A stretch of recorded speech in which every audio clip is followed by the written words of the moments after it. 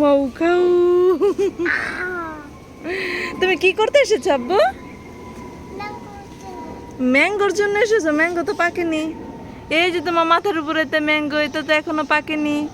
এখন আমরা বন্ধুরা এই যে দেখতেই পাচ্ছেন আমাদের এখানে অনেকগুলো আলু শাক হয়েছে। আমি আশা করি এই শাকগুলো সবাই চিনেন। এগুলো আলু শাক, মিষ্টি আলু শাক আর কি। যেহেতু এই শাকগুলো এখন এখান থেকে তুলবো। তো আজকে তেমন একটা রোদ নেই, আবহাওয়াটা একটু ঠান্ডা ঠান্ডা আর প্রচুর বাতাস, মানে এত বেশি বাতাস, এই জন্য একটু নিচে আসলাম হাঁটতে। আর শাকগুলো দেখলাম খুব সুন্দর শাকগুলো হয়েছে, এই জন্য ভাবলাম তুলে নিই। এই শাকগুলো বিভিন্নভাবেই খাওয়া যায়, রান্না করে মানে ভাজি করে খাওয়া যায়, আবার শুটকি দিয়ে রান্না করা যায়, সবভাবেই খাওয়া যায়।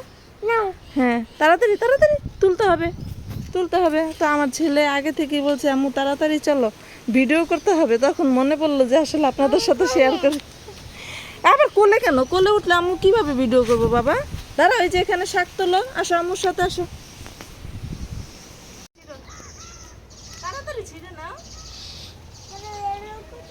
আলু চালু এটা ভিতরে, আলু চালু কোথায়? আলু চালু এখানে, তাড়াতাড়ি তোলো।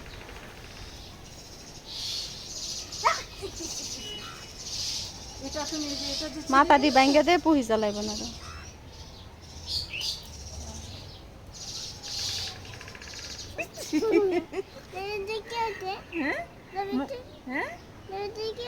এটার ভিতরে ম্যাঙ্গো আছে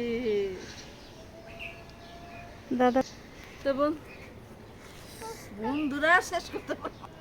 তো বন্ধুরা দেখতে পাচ্ছেন যে শাকগুলো কতটা সুন্দর, একদমই ফ্রেশ।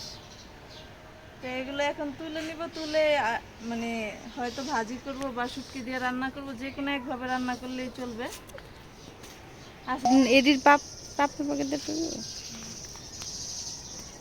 তো বন্ধুরা আসলে নিজের গাছের জিনিস বা প্রাকৃতিক যে খাবারগুলো, এগুলো খেতে খুবই ভালো লাগে। তো হিসেবে এটা এমনি আমাদের বাসায় যে মিষ্টি আলু আনে, সেই মিষ্টি আলু থেকে যে শিকড় ছাড়ে, ওই শিকড়গুলো একটু মাটিতে গেড়ে দিলেই হয়ে যায়। মিষ্টি আলু হয়, কিন্তু আমরা আসলে মিষ্টি আলুর আশায় কি আমরা পাতাটাই খাই বেশি। আলু সবসময় পাওয়া যায় না, বা আমরা এইভাবে মানে মাটি থেকে খুঁড়ে আলুটা তোলাও হয় না আমাদের সহজে।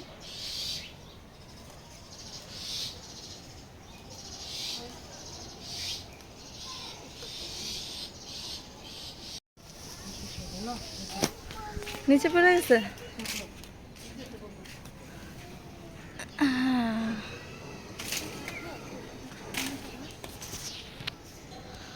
তো বন্ধুরা এই যে সবগুলো শাক তুলে নিয়েছে।